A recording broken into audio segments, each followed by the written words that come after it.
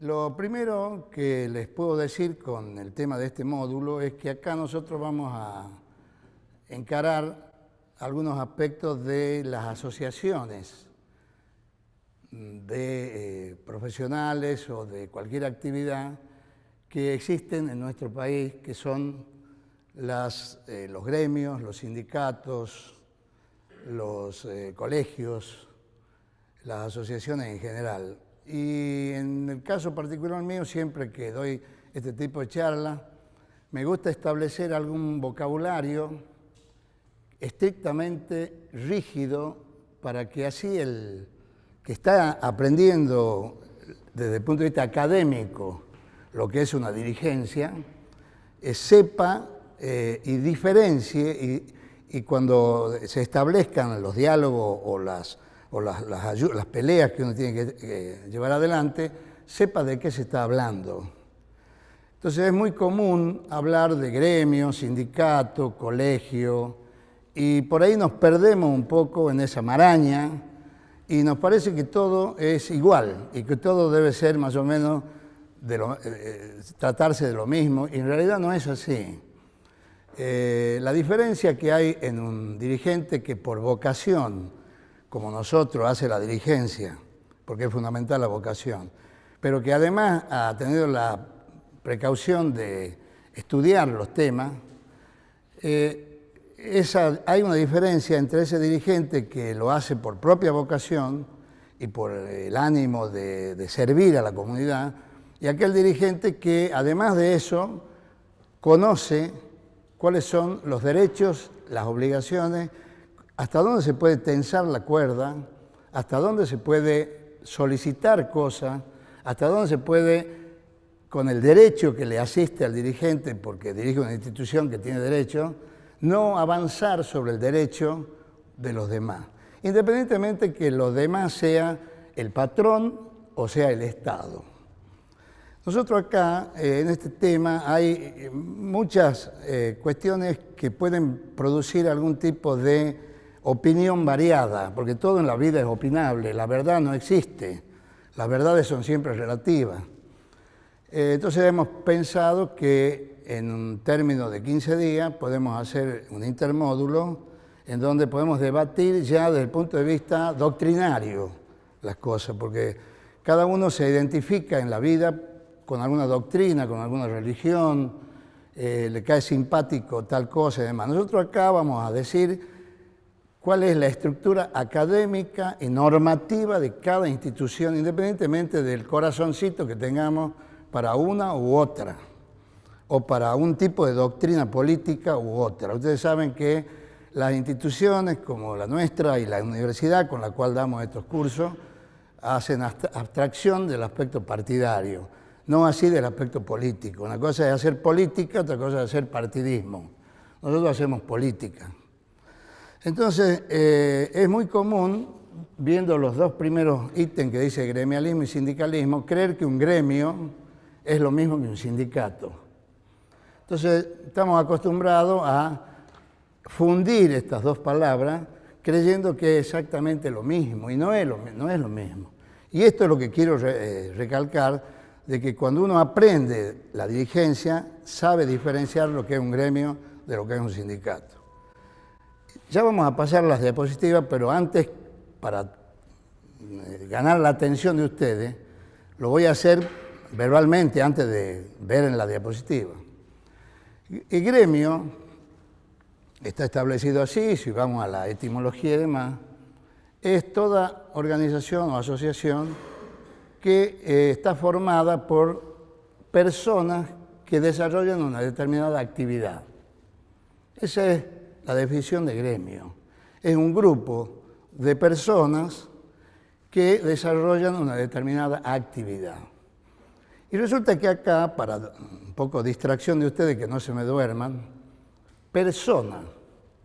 Entonces, cuando hablamos de persona, inmediatamente desde el punto de vista de las instituciones gremiales o sindicales, eso nos lleva a un término muy conectado con persona, que es personería. Entonces decimos, tienen personería gremial, tienen personería jurídica, tienen personería. Bueno, ahora, ¿Qué significa persona? Resulta que les cuento. Persona viene del latín, que quiere decir personare, y que si lo traducimos al español quiere decir para sonar, o por el sonido. Y ustedes me dirán, ¿qué tiene que ver el sonido con la personería o con la calidad de persona? Y ustedes van a ver que todo en el desarrollo de la humanidad se ha ido conectando con el idioma, haciendo uso de situaciones que ocurrían hace muchísimos años ancestrales y que han ido dando origen a la lengua, o sea, a la posibilidad de expresarse. Resulta que personare viene de máscara. Máscara es la careta. En la antigua Roma, los actores de lo que llamaban el teatro romano se colocaban máscara. Independientemente del personaje, que vamos a ver que de ahí surge el personaje, que les correspondía en la obra, todos actuaban con máscara, nadie actuaba a cara descubierta. Y decimos, ¿por qué actuaban con máscara? Para que hubiera una caja de resonancia que transmitiera el sonido, porque no existía el micrófono, no existía la tecnología, que transmitiera el sonido a una gran multitud de personas que se agolpaban en los famosos teatros o anfiteatros romanos. Entonces colocaban la máscara y ustedes van a ver que si ustedes ponen una máscara como esas que eran de cartón bastante o de algún material de árbol bastante, la voz se transmite con mayor potencia. Entonces este tema de enmascararse daba como característica de personaje. Entonces el que tenía esta máscara era tal personaje. Entonces de ahí se fue uniendo el término máscara para sonar con persona. Y de persona se trasladó a personería. ¿Y por qué tiene relación? Porque la personería es la personalidad. Cuando una institución logra una personería, independientemente sea gremial o jurídica, toma una personalidad. Es decir, es como que se transforma en un personaje. Y tiene su personalidad definida. ¿Por qué? Porque defiende determinadas características de esa actividad, ya sea laboral, cultural o lo que fuere, o docente. Entonces toma una personalidad. Esa forma, digamos, de establecer la personalidad, desde el punto de vista ahora del manejo que se hacen de las instituciones, se normatizaron, se establecieron personalidades por leyes o por estatutos. Y cada persona es una personalidad. Y decimos, acá está una psicóloga, que nos identificamos de acuerdo a la personalidad. Es así como también los gremios se identifican de acuerdo a la personalidad. Entonces, gremio es asociación de individuos o de personas con determinado objetivo. Cuando a esa asociación de personas se le confieren por leyes o decretos actitudes o normativas jurídicas donde uno puede representar en juicio, defender el salario, ya con autoridad, no solamente como un anhelo, sino con cuestiones que están establecidas en el derecho, ahí pasamos a ser sindicato. Cuando de simple asociación de voluntades para un objetivo determinado nos hacemos más jurídico, es decir, entramos dentro de la ley 23.551, que es la que rige en la Argentina, las asociaciones y demás, entramos a participar dentro de un ámbito jurídico. Y cuando eso es estrictamente así, jurídico, independientemente de que representemos una determinada actividad y nos dan derechos que están amparados por ley y nos crean obligaciones que también están dentro de la ley, porque el dirigente no solamente va a ejercer un derecho, sino tiene una obligación, entonces ahí nos transformamos en sindicato. Y a mí siempre me gusta dar un ejemplo que es muy conocido. Por ejemplo, la docencia. En la docencia, a nivel general, un universitario, que en el caso mío, trabajé 40 años en la universidad, hay 5, y dicen los diarios, 5 gremios docentes. Gremios docentes. Está CT, ADIUM, FEDIUM, todos los gremios, CONADO. Y los diarios dicen, de los 5 gremios docentes, 4 aceptaron las paritarias. No son gremios, porque ya han entrado en la juridicidad de la ley y son sindicatos. Entonces debería decir que en la universidad, en las universidades nacionales hay 5 sindicatos que logran los sueldos que tenemos los docentes. Cuando uno es gremio, puede anhelar cosas, defendiendo, pidiendo más, pero la posibilidad de tener cuestiones concretas, como por ejemplo ser convocado a una paritaria, tiene que ser a través del sindicato. La salud también tiene... Entonces, en este aspecto quiero recalcar algo. Uno puede pertenecer a un gremio, pero puede a su vez estar en distintos sindicatos. Ser docente es un gremio, pero yo desde ahí puedo estar en el sindicato A, sindicato B, sindicato C.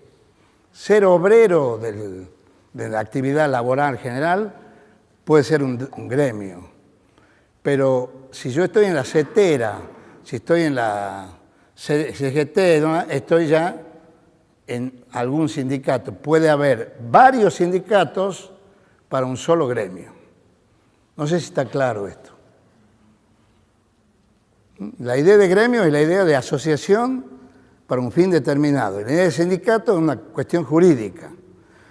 Puedo tener también una actividad gremial y no pertenecer a ningún sindicato, porque es voluntario el tema de aportar para el sindicato. Yo puedo estar en una asociación que está sindicada y puedo no aportar para el sindicato, porque no me interesa, no tengo reciprocidad, no tengo contraprestación.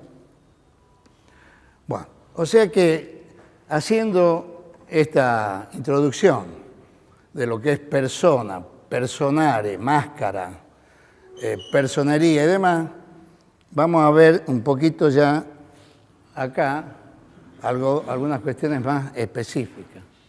El de arriba era para adelantar, Eduardo, ¿no? Gremialismo. El gremialismo designa, dice, ahí lean ahí, una corriente de pensamiento social, político, económico, inspirada en la doctrina social de la Iglesia.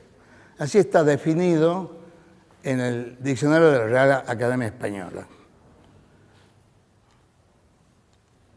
Sostiene, y en esto hay que hacer hincapié, que todo recto ordenamiento social debe basarse en que las sociedades intermedias entre las personas y el Estado, libremente generadas y conducidas por sus integrantes, cumplan los fines propios y específicos de cada una de ellas.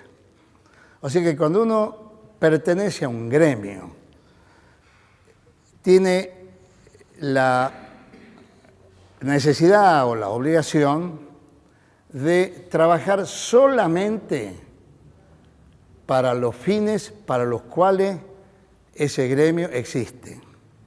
Es decir, no puedo extralimitar el derecho que me asiste estar en un gremio si trato de introducir en esa actividad ruidos extraños. Yo tengo que tener, volvamos, un recto ordenamiento social debe basarse en que las sociedades intermedias, libremente generadas, porque los gremios se autogeneran. Nos reunimos no sé si puedo tener un poquito de agua. Ahí tengo. Nos reunimos 6, 7 u 8 y hacemos una asamblea, una reunión y vamos y nos agremiamos.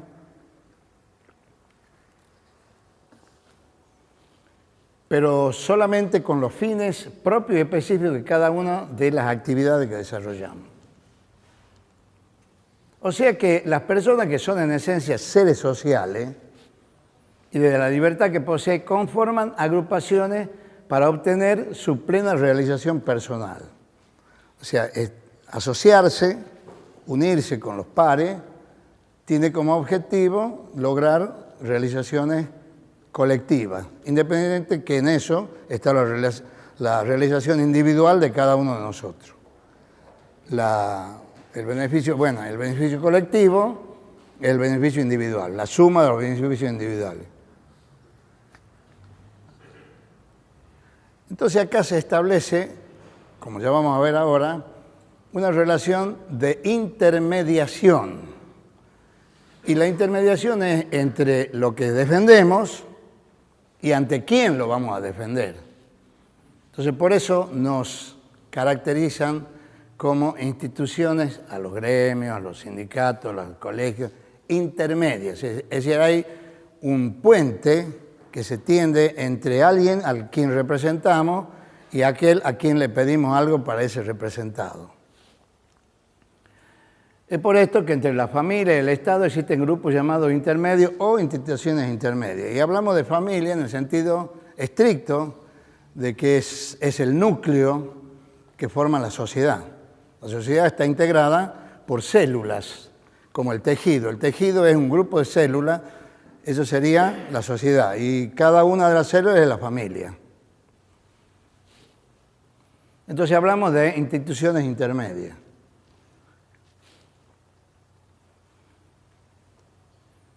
Así, de acuerdo a la definición de gremialismo, esa corriente se funda en la fidelidad que cada sociedad intermedia debe tener hacia su fin propio y específico.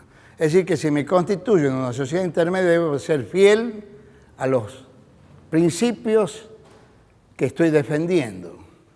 No puedo enmascararme o no puedo simular defender a alguien o a alguienes usando, digamos, actitudes que sean diferentes a las que me promueven en el gremio. O sea, tiene que ser todo estrictamente, si es la salud, temas de salud, si es la educación, temas de educación. No podemos mezclar las cosas porque se trata de una actividad, como vimos al principio, que tiene un estricto comportamiento moral. No podemos ser usados para otros fines, ni tampoco podemos usar a alguien para otros fines.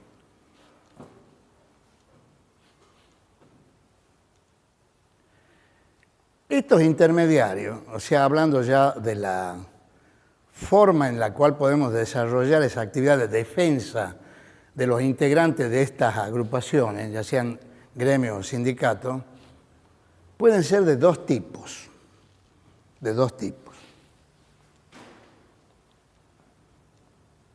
La primera especie, o sea, el primer tipo de este tipo de asociaciones, son las agrupaciones, corresponde a lo que llamamos en general agrupaciones políticas, que nosotros en la jerga nuestra la traducimos como partidos políticos.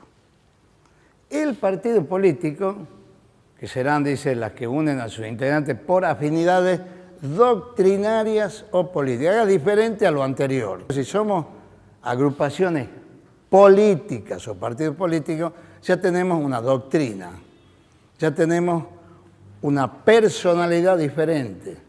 Ya sabemos que además de defender el bien común, etcétera, tenemos una cuestión directriz hacia ciertos afectos doctrinarios. Ya vamos a ver cuáles son. Pero que por no ser el Estado mismo deben ser considerados cuerpos intermedios. Bueno, esto es lo mismo que lo anterior. Y ahí está el ejemplo, pueden ser un instituto que asume una doctrina, hay institutos que son evidentemente definidos por una determinada doctrina, o partidos políticos.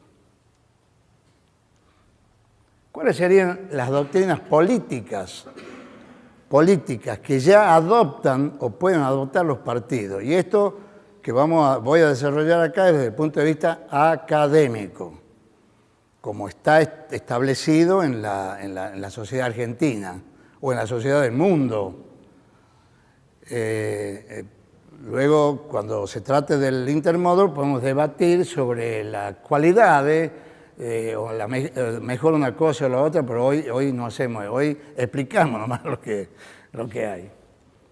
Y esas doctrinas pueden ser, por ejemplo, el liberalismo. Es la doctrina política que defiende la libertad individual y la iniciativa privada. Cuando uno habla de liberalismo, está hablando de una doctrina específica. Y si eso está dentro de un partido que se denota liberal, tiene que basarse en la libertad y la iniciativa privada, limitando la intervención del Estado y de los poderes públicos en la vida social, económica y cultural. En este país tuvimos experiencia de eso, de partidos o sistemas liberales. La iniciativa privada, cuanto menos Estado, más liberalismo. El neoliberalismo, bueno, es el liberalismo de ahora, actual, que pudo haber estado en vigencia hasta hace unos años. Toma la idea de que la economía funciona correctamente. Eso es una religión dentro del que tiene la doctrina liberal, como la que tiene otro tipo de doctrina. Cuando se deja actuar a los agentes del mercado, o sea, el liberalismo es casi sinónimo de mercado o de capitalismo, ¿no? Deja actuar libremente a los agentes del mercado con sus respectivos productos, ya sean mercancía o servicios. El Estado tiene muy poca participación. Todo se hace a través de la iniciativa privada. Por lo tanto, el liberalismo pregona el retiro del Estado de cualquier actividad económica. Recuerden que hemos tenido algunos ejemplos de eso en la vida nuestra en este país. No estoy diciendo si es bueno o malo, estoy diciendo que hubo. Y su papel debe ser reducido a un mero custodio de propiedades privadas. O sea que para el liberalismo, el liberal, la actividad social, económica, etcétera, debe ser por iniciativa privada. Y el Estado solamente para controlar las propiedades privadas o para controlar que las empresas privadas cumplan con lo que dicen que tienen que cumplir. Y ese mero rol tiene el Estado. Uno de los grandes argumentos que tiene el liberalismo es la famosa teoría del derrame, que ustedes la deben haber escuchado por ahí. Así se llama, teoría del derrame. ¿Qué quiere decir? Que si cierto sector empresarial es beneficiado, o sea, si la actividad privada de tal economía es buena, la producción de eso desde el punto de vista de lo que significan los ingresos se va a derramar, así dicen, en todos los que trabajan en ese tipo de empresa. O sea, la famosa teoría del liberalismo dice, trabajemos mucho, hagamos todo privado, todo lo que ganemos, los dueños de la empresa lo vamos a volcar en los socios, que de alguna manera son los obreros o los trabajadores. Con esa doctrina, ¿qué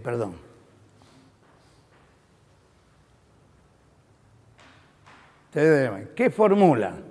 Que si cierto sector es beneficiado, las ganancias obtenidas se verán en la sociedad en forma de más empleo y más bienestar. Los que alguna vez hemos vivido también ese tipo de situaciones sabemos hasta qué punto como verdad absoluta no existe. Reitero lo que dije al principio, las verdades son relativas. ¿Cuál era para bajar? Ya me olvido. La otra doctrina que puede adoptar un partido político o una institución intermedia llamada partido es el socialismo. ¿Qué es el socialismo? puro, estrictamente académico, es una organización social y económica basada en la propiedad y en la colectiva estatal, o sea, todo lo contrario de lo que es el liberalismo. Basado en la propiedad y administración colectiva o estatal de los medios de producción y distribución de los bienes. Socialismo. Distinto a lo que por ahí confundimos, que es el comunismo. Porque socialismo tiene una función, digamos, que por ahí algunos hemos experimentado. En cambio, el comunismo es un movimiento político que promueve también tiene que ver con el Estado, digamos, o sea, el anticapitalismo, o sea que todo es del Estado, como el socialismo, pero promueve la formación de una sociedad sin clases sociales. Socialismo no dice eso. Socialismo está basado en igualar las tareas, las cosas, distribuir, pero no habla de las clases sociales. El socialismo acepta las clases sociales, el comunismo no. Ejemplo de comunismo en el mundo que quedó, digamos, como un símbolo es el de Cuba, donde todo es del Estado. Yo no sé si alguien que está acá visitó alguna vez Cuba, cosa que tuve la oportunidad de hacerlo y estuve 30 días. En Cuba todo es del Estado, es decir, es comunismo puro, no un socialismo donde el Estado, no, es comunismo puro. Es decir, todo lo que se hace además lo paga el Estado. No hay actividad privada, no hay kiosco, no hay farmacia, no hay revista, hay un solo diario, el Granma y demás. Bueno, esto lo vamos a discutir después, pero quiero hacer ver Nosotros acá en el país hemos tenido algunos partidos socialistas, pero las clases sociales, en cambio el comunismo, que era el famoso comunismo del Kremlin, de Rusia, de China, cosa que ya desapareció y quedó solamente el de Cuba, todo es del Estado, todo. ¿Mm? Y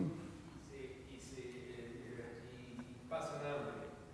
Sí, al principio dije que todo eso lo vamos a discutir después que demos en la academia, Rousseau.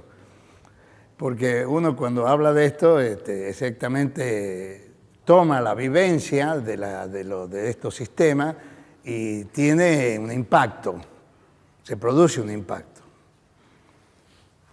Bueno, o sea que el comunismo sin clases sociales, donde los medios de producción sean de propiedad común. Esto implica que la propiedad privada de dichos medios no existiría, lo que llevaría el poder a la clase trabajadora, supuestamente. Digamos, el país comunista, todo el poder está en la clase, no, está en el grupo, digamos, de los que lo manejan, más que de la clase trabajadora. Y propone medidas radicales para la expropiación de la propiedad individual para ser explotada por el Estado y sus consecuencias son reales. El comunismo habla de expropiación. No existe la propiedad privada. Yo no puedo tener un campo, no puedo tener un negocio, nada. Todo es del Estado. Diferencia con el socialismo. Apuntando más o menos a la inclusión, como se dice ahora, y a que todos vivamos bien, son dos cosas diferentes. El socialismo no propone medidas efectivas de cambio, sino, junto al control de la estructura política por parte de los ciudadanos, un plan económico que se basa en la posición democrática y el control administrativo de los sistemas de producción, diferente al otro que expropia todo y se hace dueño del Estado. Otra doctrina que se puede establecer dentro de un partido político es lo que conocemos como populismo. Estaba muy en boga hasta hace unos días esto. Vamos a ver si no tiene que ver con la realidad. Es un vocablo de suma ambigüedad ampliamente empleado y definido por la Real Academia Española, tendencia política que pretende atraer a las clases populares. O sea, ya hay un concepto de atracción, ya hay un concepto como de vos me pertenecés, como de aprehensión con H intermedia. Sos mío. El populismo con una significación peyorativa, o sea, como burlona, es el uso de medidas de gobiernos populares, destinadas a ganar la simpatía de la población, particularmente si ésta posee derecho a voto, a una costa de tomar medidas contrarias al Estado democrático. Eso significa populismo. El populismo se caracteriza por un fuerte liderazgo. No se puede tener un partido o establecer un gobierno populista si no hay un líder con fuerte liderazgo. El populismo se caracteriza por un fuerte liderazgo de un sujeto carismático, propuesta de igualdad social y movilización popular. Propongo que seamos todos iguales, vamos, salgamos, ¿estamos? Y me transformo en una especie de venerado. La segunda especie, o sea, ahora acabamos de ver que las instituciones intermedias pueden tener doctrinas políticas, con los partidos y demás. Ahora, la segunda forma, o los segundos tipos de instituciones intermedias y demás, ya sean gremiales, son las sociedades intermedias o agrupaciones no políticas o gremios. Los gremios no pueden tener actividad partidaria. El gremio tiene que aceptar, como defiende la fuente de trabajo de todos los que están en esa comunidad, que hacen lo mismo, aunque yo piense de una manera y el otro piense de otra, el gremio tiene que actuar sin partidismo. O sea, tiene que ser defensa de los socios, independientemente que uno piense como socialista, el otro como capitalista, etc. Nacen de la vecindad, el trabajo común, la afinidad vocacional, entre muchas otras cosas. Esas son las especies que llamamos gremios. Es por esto que rechaza la politización de cualquier entidad vecinal, regional o gremial y toda organización humana en cuanto a su esencia y objetivo. Sindicalismo y gremialismo. Sindicato y gremio son palabras habituales para designar organizaciones de trabajadores con fines, etcétera, etcétera. Ustedes lean ahí. Representan a la clase obrera. Reitero lo que dije al principio. Gremio es todo lo que estamos haciendo en una determinada actividad. Sindicato es cuando esa determinada actividad se inscribe y se forma una organización que se inscribe en la 23551, que es para transformarse en un sindicato. Cuando me transformo en un sindicato, tengo el derecho de defender el salario de mi asociado, tengo que participar en las actividades, en la paritaria, puedo presentarme en juicio representando a uno de mis sindicados, puedo ser parte de un juicio, en cambio como gremio no. Por eso hay personerías gremiales y personerías jurídicas que toman los sindicatos más que los gremios. Sindicalismo es la parte del movimiento obrero que se organiza mediante sindicatos. El movimiento obrero es, porque estamos hablando de movimiento obrero y de sindicato, y por ahí confundimos, ¿qué es el movimiento obrero? Es un movimiento político en que los trabajadores asalariados se asocian en función de su naturaleza obrera. Es decir, de su condición de persona que vende. O sea, el obrero vende su trabajo. ¿A quién? A un capitalista que posee los medios de producción y que es también el obrero partícipe de los bienes que se producen. Y esto es lo que defienden los sindicatos. O si no, lo han escuchado los dirigentes sindicales, que cuando van a las paritarias dicen, ¿cuánto has ganado vos con lo que yo hago? Hablo de bancario, de camionero, etc. De ahí algo me corresponde a mí. Y ese derecho que tienen por ser sindicatos, que tienen una juridicidad, es respetado, porque son sindicatos. Y el gobierno, hago una digresión acá, para darle la personería a un sindicato, tiene que ser aquel que reúna la mayor cantidad de personas que hacen esa tarea. Ustedes han visto que acá en nuestro país tenemos algunos que están establecidos para ir a negociar las paritarias y otros que son, pero que no están establecidos para ir a negociar las paritarias, porque el que va a negociar es el sindicato que mayor personas de esa tarea tiene inscripta. ¿Se entiende esto? Puede ser dos sindicatos iguales, solamente que bueno, negociar. Bueno, si son dos con el mismo número, no sé qué harán. Pero negocian. De todas maneras, aún que aquellos que no están establecidos, tenemos el caso de la CTA, en fin, que en Buenos Aires todos los metros delegados, de todo eso, están sindicalizados, algunos están, pero no les dan la personería jurídica necesaria como para ir a establecer paritaria. Establece el sueldo del obrero, lo establece el sindicato que más afiliados de esa actividad tiene. Un tipo de reunión que reúne a partir del trabajo con el fin de defender sus intereses, estamos hablando de sindicato.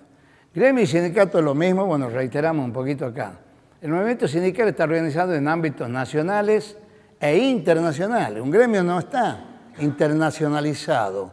En cambio, los sindicatos sí están internacionalizados a través de la Organización Internacional del Trabajo, que se pueden ir afiliando de los distintos países. Se caracteriza por el aspecto colectivo de su actuación. En conflictos laborales, el movimiento sindical suele recurrir a la huelga. Esto es un derecho que le asiste si estás sindicalizado. Si sos un gremio, no. Podés hacer huelga, pero no estás amparado por los artículos de la 23.551. En cambio, el sindicato sí puede hacer huelga. Ahora, el derecho de huelga, no me voy a meter en eso porque sería para hablar 3 días, tiene sus derechos y obligaciones, de las conciliaciones, toda esta historia. El movimiento sindical utiliza la negociación cuando articula el reclamo con los patrones y el diálogo social cuando interactúa de manera tripartita o multipartita con el Estado.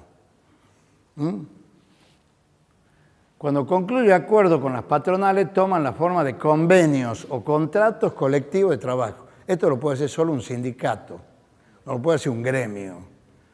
O sea, los convenios colectivos de trabajo lo hacen los que están jurídicamente establecidos, cuya denominación sería sindicato. Por eso los que van a negociar el salario del obrero tienen que tener cierta característica jurídica, aunque haya otro gremio que quieran lo mismo, ¿no? El que se va a sentar con el gobierno es Juan, no es Pedro. Internacionalmente, también los sindicatos y las empresas multinacionales suelen negociar acuerdos con marcos internacionales. Y ahí surge la Organización Internacional del Trabajo, que es una institución mundial que tiene adheridos sindicatos de distintos países del mundo. El movimiento sindical está amparado por los derechos humanos también, que garantiza la famosa libertad sindical.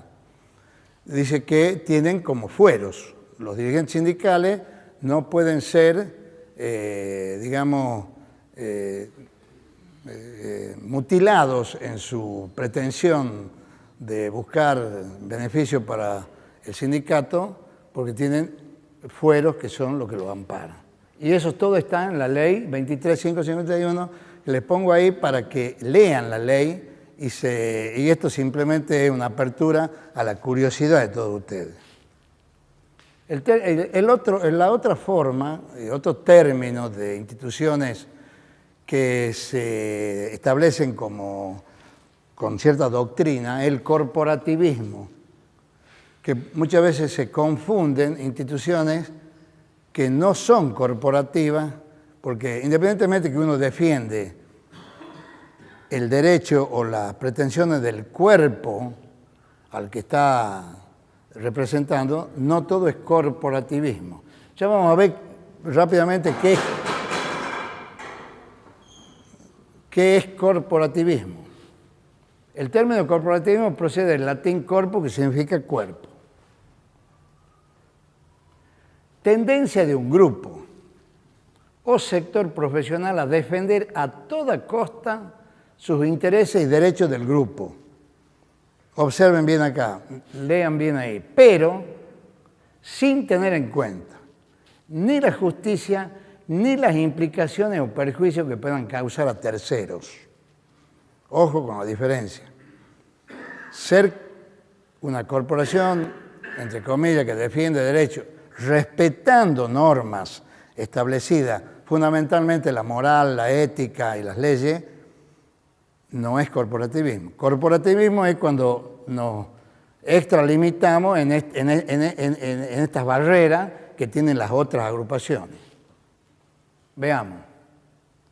En el uso contemporáneo, o sea, actual, el corporativismo es utilizado como un término peyorativo contra la política dominada por las famosas corporaciones y los negocios.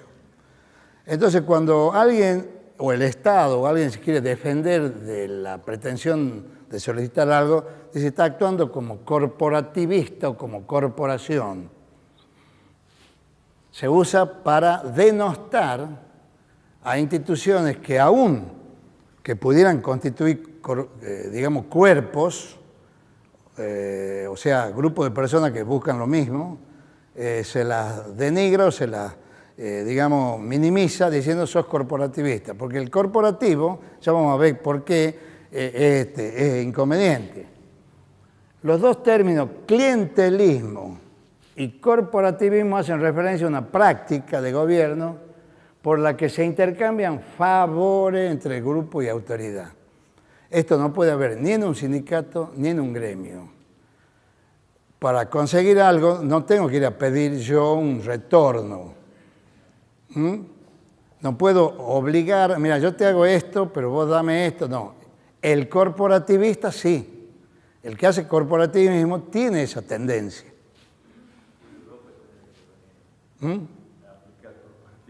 Claro. Eso, dando como resultado neto el sostenimiento del gobierno en el poder. A ver, nos hemos ido un poquito. Cuando yo me transformo en corporativista, digamos, como gobierno, como lo que fuera, necesito el clientelismo. El clientelismo quiere decir que es el toma y daca. Vos me das voto, yo te doy esto, y eso mantiene en el poder a quien uno va a reclamar, que puede ser el Estado o puede ser una patronal. Entre esos grupos se da una relación de mutuo beneficio por la que el gobierno favorece a grupos con algún trato preferencial superior al que recibe la población en general y a cambio pide apoyo político, o sea, voto en las elecciones. Eso es típico del corporativismo.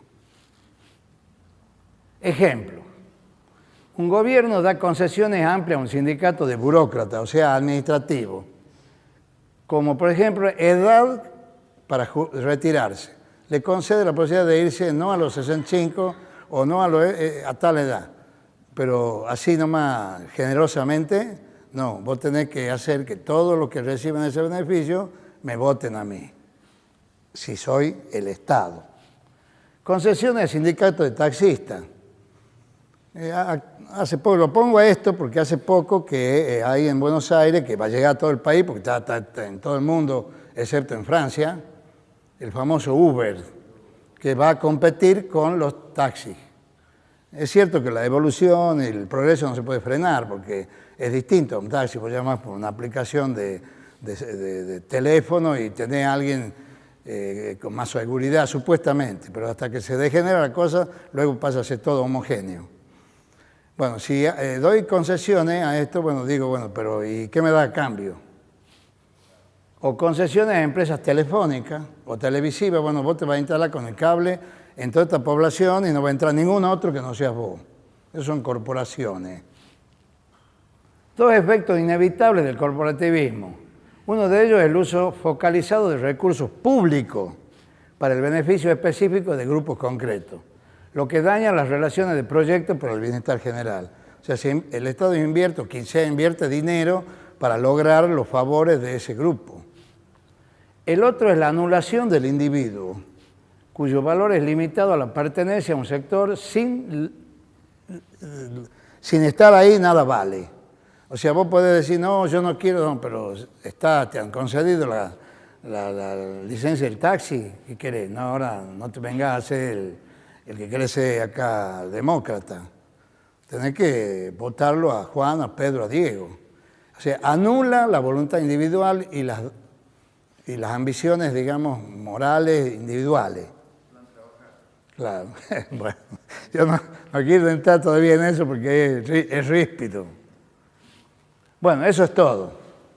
Así que iba a poner ahí muchas gracias, pero se me fue la última diapositiva. Bueno, esto tiene como objeto abrir un poco el panorama, ver que una cosa no es igual a otra, que todas son posibles, pero cada una tiene su pro y su contra. Y bueno, la discusión la haremos cuando hagamos el intermódulo, ¿no?